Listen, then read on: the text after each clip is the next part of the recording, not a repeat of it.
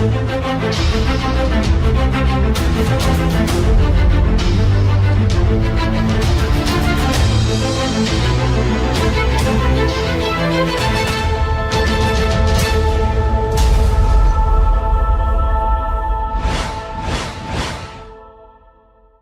sekarang kita akan bahas tentang model komunikasi interpersonal. Ini menarik nih ya. Rekan-rekan semua perlu simak ini ya, perlu simak ini dan silakan Anda fokus karena ini penting banget. Ini filosofi, ini model yang perlu Anda pelajari dan perhatikan secara seksama ya. Oke, interpersonal communication model komunikasi interpersonal. Ini saya dapatkan waktu ketika saya kuliah di semester awal ya, kuliah di komunikasi. Waktu itu memang ketika kuliah di awal mungkin saya nggak ngerasa wow gitu ya, karena waktu itu memang mungkin belum nyetel gitu feel-nya gitu ya. Ketika saya lulus baru wah ya Allah ini keren banget modelnya ya. Ini model komunikasi interpersonal ya. Ini modelnya keren banget. Silakan nanti Anda fokus simak ini. Nah, sekarang saya akan jelaskan. Lihat gambarnya. Ada namanya komunikator, komunikan. Betul? Ya. Anda lihat komunikator itu apa? Tadi orang yang menyampaikan pesan. Kalau komunikan orang yang menerima pesan. Anda lihat gambarnya ada pesan di situ ya. Nah, melalui apa dia menyampaikan pesan komunikatornya? Melalui channel. Ya, melalui channel atau media. Media itu bisa mungkin dari WhatsApp, Facebook Messenger dan ketemu langsung dan sebagainya ya. Nah, di situ dari channel media itu ada noise. Noise itu adalah gangguan. Gangguan ketika Anda berkomunikasi sama orang lain pasti ada gangguan. Nanti saya akan bahas lebih detail ya.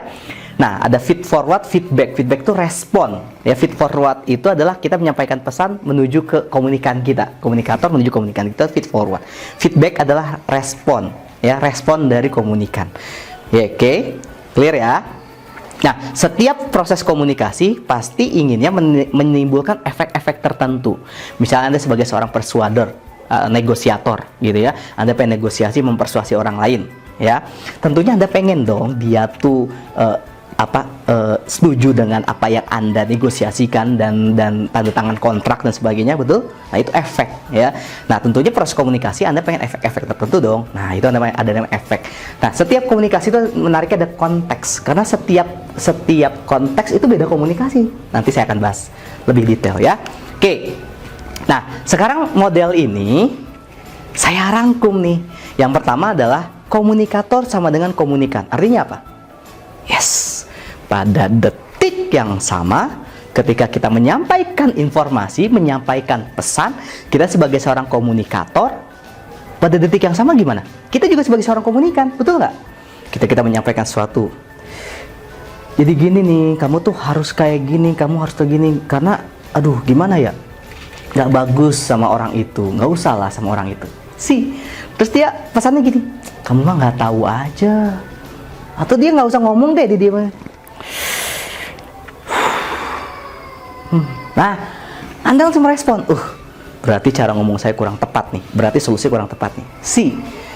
Kalau Anda terus ngomong, Anda terus dan sebagainya, Anda terus, Anda tidak peka terhadap respon itu, terhadap feedbacknya, berarti Anda bukan seorang komunikator yang baik, ya. Jadi komunikator pada titik yang sama sebagai seorang komunikan, Anda menerima feedback dari komunikan Anda, ya. Nah, makanya Anda harus peka sama feedback agar efek bisa dikendalikan gitu ya. Anda pengen dia itu setuju sama apa yang Anda sampaikan ya. Ya Anda harus peka sama feedbacknya. Ternyata tiba-tiba tangannya dia kayak gini, menutup diri, terus tiba-tiba ketika duduk dia bersandar. Berarti dia nggak setuju nih. Anda feedback jangan Anda cerita terus saja ya, tanpa memperhatikan feedback itu ya. Anda harus peka. Anda harus peka sebagai seorang komunikator yang hebat, Anda harus peka. Nah, ketika itu Anda langsung ganti strategi gitu ya. Jangan kesini dan sebagainya. Nah, ini. Nah, terus yang ketiga adalah sampaikan pesan dengan jelas dan media yang tepat. Dengan jelas ya. Jadi, ketika Anda ketemu langsung sama orang lain, itu medianya langsung ya. Ketemu langsung, udara medianya ya. Anda tuh harus jelas secara jangan ambigu ya. Kalau Anda pengen ngarahin dia, ya ngarahin dengan tepat, dengan pas gitu ya. Anda presentasi bisnis Anda harus benar-benar presentasinya tuh harus jelas, jangan ambigu, jangan membuat orang lain malah bertanya-tanya. Nah, tentukan medianya. Terserah Anda mau media WhatsApp, media ketemu langsung, media message, media video call gitu ya. Tapi ingat, setiap media itu efeknya beda-beda ya. Jadi Anda harus tahu, oke, kalau ternyata memang WhatsApp Messenger apa? Video call apa? Itu efeknya beda-beda. Kenapa? Coba. Karena kalau WhatsApp Messenger, Anda cuma hanya membaca tulisan kan, visual, betul ya? Hanya visual aja. Kalau video call itu bisa visual, bisa suara, auditori dan sebagainya. Kalau ketemu langsung itu ada kinestetiknya, kita ada rasa di sana, ya. Makanya setiap media itu punya noise-nya masing-masing, punya gangguannya masing-masing. Anda harus paham tuh ya. Anda harus jitu strateginya ya. Nah, setelah itu saran saya reduksi noise seminimal mungkin, karena nggak mungkin noise itu bisa habis atau hilang sama sekali. Oke, noise itu kalau menurut saya terbagi dua. Yang pertama noise internal, yang kedua noise eksternal. Contoh, kalau noise eksternal lagi nih, Anda sedang negosiasi di sebuah tempat restoran gitu ya, yang ternyata restoran itu sangat bising. Suara-suara itu, wah, suara musiknya tuh keras sekali gitu ya. Kira-kira bisa optimal nggak? Nggak bisa. Anda negosiasi, Anda udah siapin kode, oh tapi ternyata Anda harus teriak-teriak gitu ya. Jadi gini Pak, Bapak tuh harus, wah, nggak bakal optimal. Itu noise eksternal. Nah, gimana cara minimalisir? Ya, Mbok jangan di situ, cari yang lebih tenang.